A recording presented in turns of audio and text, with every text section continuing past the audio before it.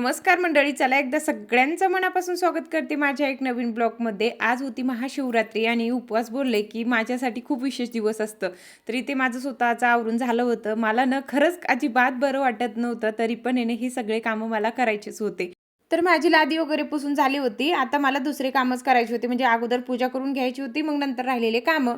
तर इथे ना मला हळद लावायची होती दाराला. तर म्हटलं चला पहिले मिक्स करून घेते आणि एका वाटीमध्ये थोडीशी हळद घेतली आणि माझ्याकडे गंगाजल आहे तेच मी मिक्स करत असते. तुमच्याकडे नसेल तर पाणीमध्ये मिक्स केलं तरी चालतंय, पण हे करायलाच पाहिजे. आता उपवास असलं किंवा म्हणजे काहीतरी सणवार असलं तर हे असं करायला ना खूप छान वाटते. आणि हे करण्याचं कारण हेच आहे की आपल्या घरात पॉझिटिव्ह एनर्जी येते आणि खूप चांगलं आहे, खूप मानलेलं आहे आपल्या भारतात. तुम्ही बघू शकता, तुम्ही गुगल सर्च पण करून बघा की काय असतं ते, हळद कशाला लावतात दारात, म्हणजे त्यानं काय होतंय हे सगळं तुम्ही सर्च केलं ना तर लगेच येतंय.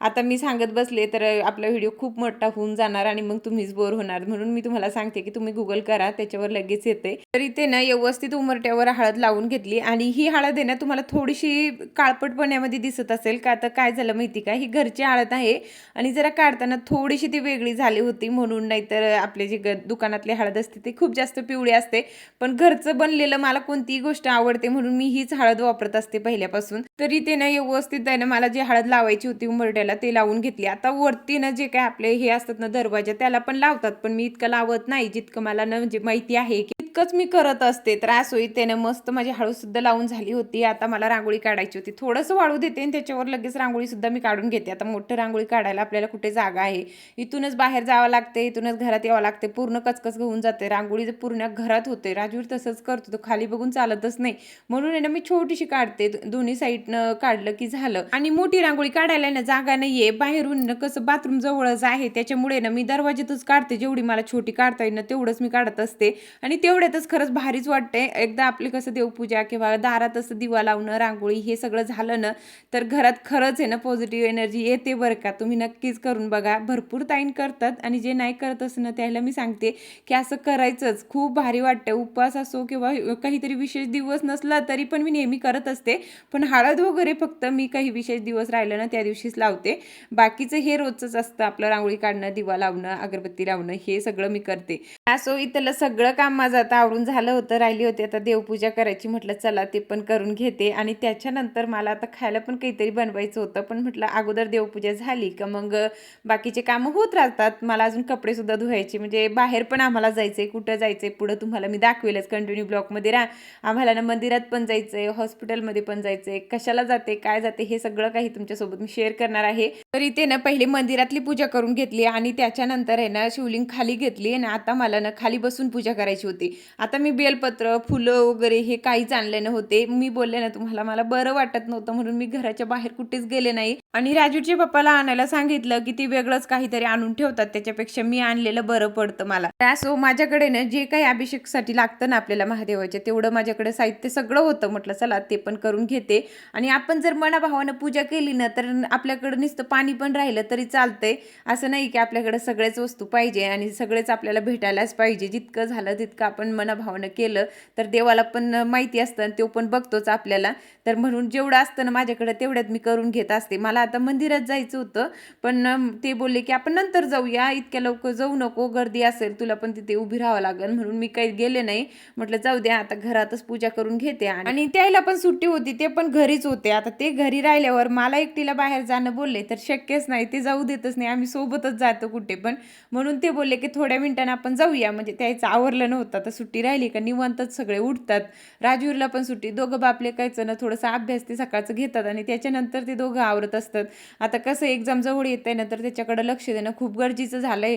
मी कधी घेते तर ते कधी घेत आहे, असं करून घेतलं तर होतंय, नाहीतर आहे ना तो एकटा मनानं कधी करत नाही, म्हणून ते सकाळ सकाळचं त्याला घेऊन बसतात. त्याचं आवडते तोपर्यंत आहे ना मी माझं आवरून घेते. तर इथे ना माझी छान अशी पूजा सुद्धा करून झाली होती. जरी मी सकाळी मंदिरात गेले नाही पण घरात पूजा करून मला ना मंदिर सारखंच वाटत होतं. मस्त पूजा करून झाली होती. म्हटलं चला आता किचनमध्ये जाऊया. आणि आज उपवास असून पण मला जेवण का बनवायचंय ते पण मी तुम्हाला सांगते. पहिले तर माझा भाऊ उपवास धरत नाही, म्हणजे तो सकाळपासूनच धरत नाही आणि राजूचे पप्पा संध्याकाळपर्यंत धरतात, रात्र त्याच्याकडून निघत नाही आणि माझं राहतं दुसऱ्या दिवशीच मी उपवास सोडत असते. आणि मला असं वाटते की बायकांमध्ये ना सहनशक्ती जास्त असते, म्हणून आहे ना ते कितीही उपवास करतात त्याच्याच वाट्याला दिलेलं आहे सगळं. उपवास असो किंवा दुसरं काही पण असो ते बायकाच्याच याच्यामध्ये असतं आणि ते करतात पण. मला नाही वाटत की माणसं इतकं सगळं सहन करेल जितकं आपण बायका करतोय. आता मी सगळ्यांचं सांगत नाही बरं का, तुम्ही म्हणणार की आमच्या घरचे धरतात. आता सगळ्याचे वेगवेगळे असतात, यायला जमत नाही, ते कोणतंच उपवासाचं फराळाचं खात नाही. साबुदाणा त्याला चालत नाही, दुसरं पण चिप्स वगैरे सुद्धा ते खात नाही, म्हणून त्याला उपवास जमत नाही. आता बरेच ठिकाणी धरत असेल, कोणी नाही धरतं तर कोणी धरते. असो, ज्याला जमतं ते करत असतो. तरी त्याने साबुदाणा बनवून झालं होतं, आता चिप्स पण तळून घ्यायचे होते. आता चिप्स माझ्यासाठीच मला तळायचे होते, मला तर काही इतकं साबुदाणा आवडत नाही, पण असं म्हटलं थोडंसं तरी बनवायलाच पाहिजे, मेडिसिन वगैरे घ्यावं लागतंय, अजून चक्कर वगैरे येतात, म्हणून मी ते चिप्स पण तळून घेतले. आणि मी पापड वगैरे पण केले होते बटाट्याचे. मागच्या वर्षी मी केले होते, त्याचे व्हिडिओ पण मी टाकले होते. आणि ह्या वर्षी फक्त मी चिप्स करणार, बाकीचं सगळं काही माझं जसं तसंच पडलंय. आमच्या घरी तळणचं खायला जरा कंटाळाच करतात, म्हणजे खातच नाही. मी कधीतरी खात असते, नाही तर राजवीरला तर अजिबात याच्यातून काही चालत नाही, किंवा त्याचे पप्पा सुद्धा खात नाही, मी एकटीच खात असते. मग एकटी किती खाणार, म्हणून मला ह्या वर्षी फक्त बटाटे चिप्स करायचे, बाकीचं काहीच नाही. तर असो, ते सगळं काही बनवून झालं होतं. दही टाकून साबुदाणा खाल्ला तर तो थोडंसं जातोय, नाही तर तसं जातच नाही. आणि फळं वगैरे ते भरपूर घेऊन आले होते, म्हणून एवढे साबुदाणा खायची कोणाची इच्छाच नव्हती. इथं कलिंगड आणलं होतं, ते कट करूया म्हटलं. तो छोटा दिसत होता, तेव्हाच मला समजलं होतं की ते चांगलं निघणार नाही.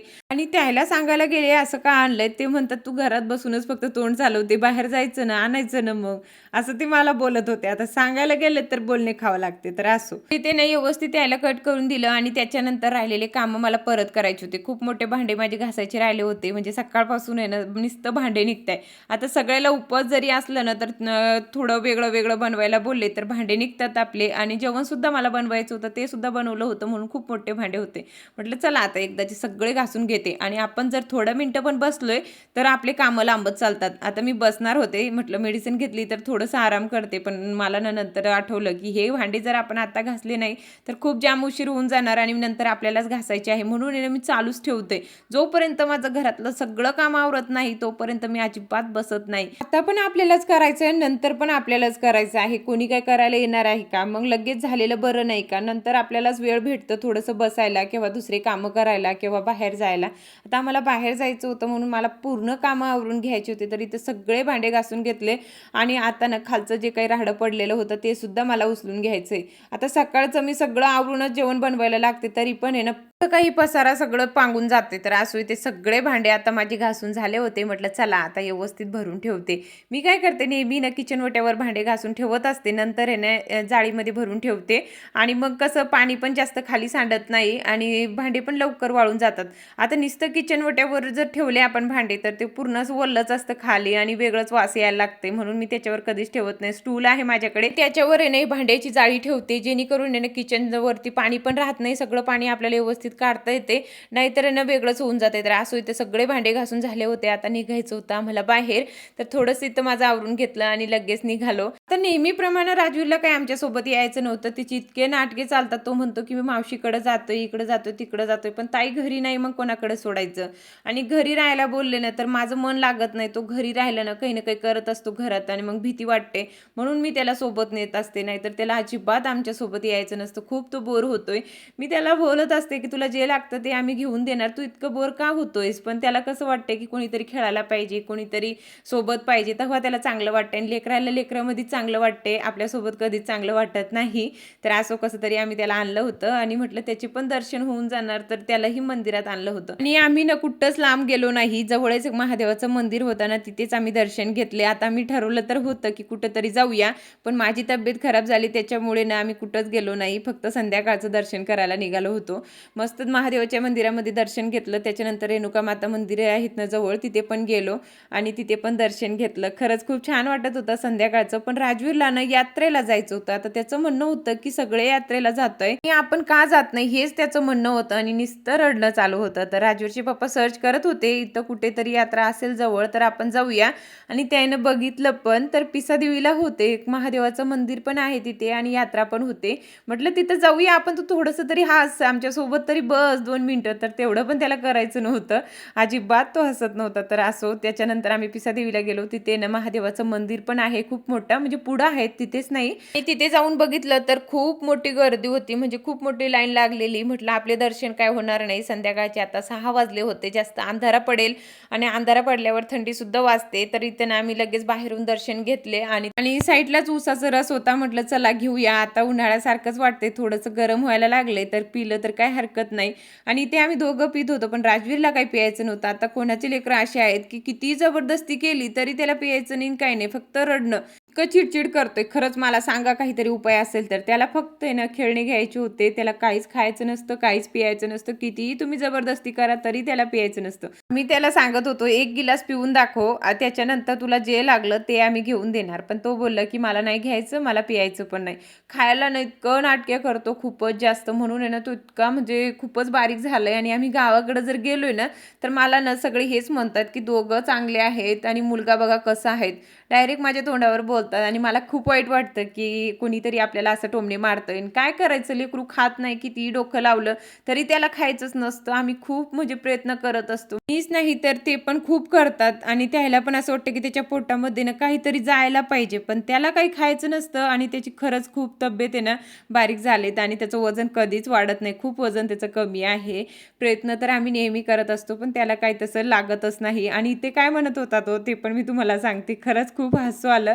राजवीरचं म्हणणं होतं की पप्पा तू मम्मीला सगळं घेऊन देतोय आणि मला का घेऊन देत नाही, तू मम्मीला सगळं काही जे लागतंय ना ते घेतोय आणि मी जर काही मागितलं तर मला म्हणतोय की पैसे नाही आपल्याकडे, असं तू का करतोय, म्हणून तोंड फुगून बसलेला. आणि त्यानं ना त्याला समजून सांगितलं की बाळ मम्मी कामाची वस्तू घेते, तू बिना कामाची घेतोय, म्हणजे खेळणेच तुला लागताय, 2 दिवस खेळतोय नंतर फेकून देतोय, म्हणून मी तुला घेऊन देत नाही. तू मोठा झाला की तुला जे लागलं ते मी घेऊन देणार.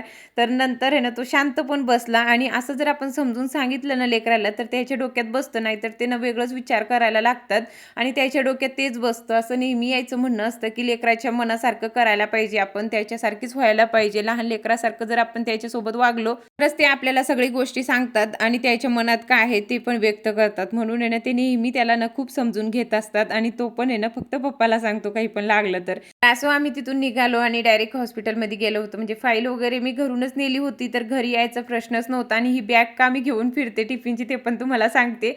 म्हणजे राजवीरसाठी पाहिजे होती, त्याला घ्यायची होती. तो म्हणत होता की मम्मी मला पण सेम पप्पासारखी पाहिजे. म्हटलं ठीक आहे बाळ, तुला पण घेऊन देते. आणि यात्रेमधून मी फक्त बॅग आणलेली आणि छोटे मोठे वस्तू जे काही लागतात ना आपल्याला ते घेतले होते. आता मला माहिती पण नव्हतं की आपण कुठेतरी बाहेर जाणार, मला वाटलं मंदिरात जाणार, म्हणून मी बॅग वगैरे पण न घेतली होती, फक्त फाईल वगैरे आणली होती. मला माहिती होतं की आपल्याला हॉस्पिटलमध्ये पण जायचंय म्हणून.